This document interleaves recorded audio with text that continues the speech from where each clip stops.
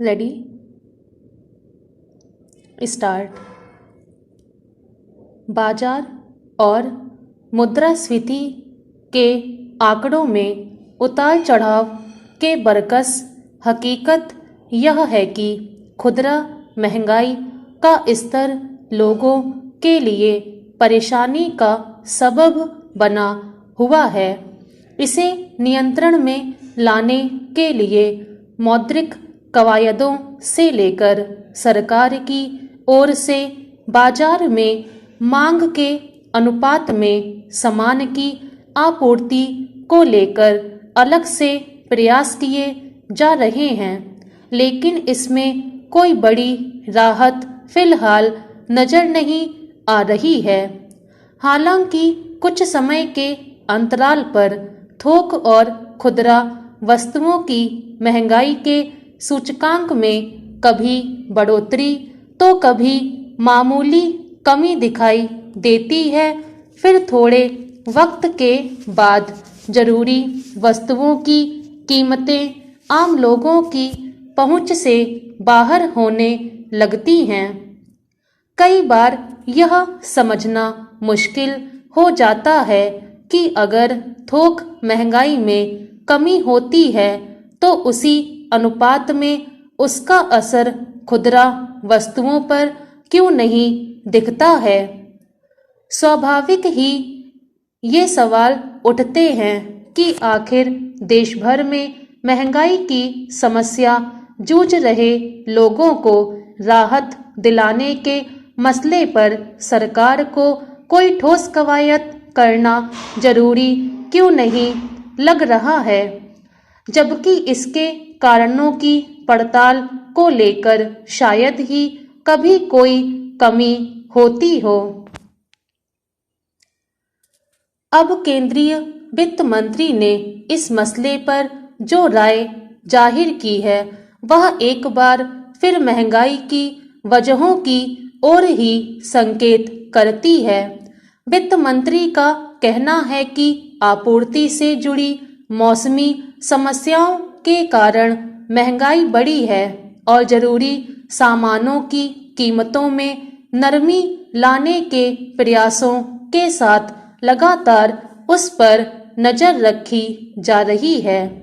उन्होंने ईंधन और प्राकृतिक गैस के दाम में कमी लाने के प्रयासों की भी बात की, लेकिन सब जानते हैं कि पिछले कुछ सालों के दौरान रसोई गैस के सिलेंडर की कीमत बढ़ते बढ़ते आज कहां पहुंच चुकी है और उससे कितने परिवारों के सामने कैसी चुनौती खड़ी हो रही है।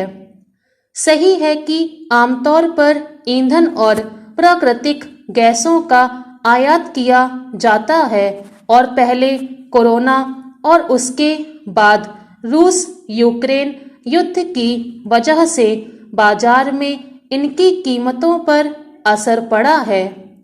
निश्चित रूप से एक जटिल और विकट समस्या के रूप में महंगाई के कारणों की पहचान करना एक जरूरी और प्राथमिक पक्ष है, लेकिन सवाल है कि इसके समाधान को लेकर लंबे समय से केवल आश्वासन की स्थिति क्यों बनी हुई है।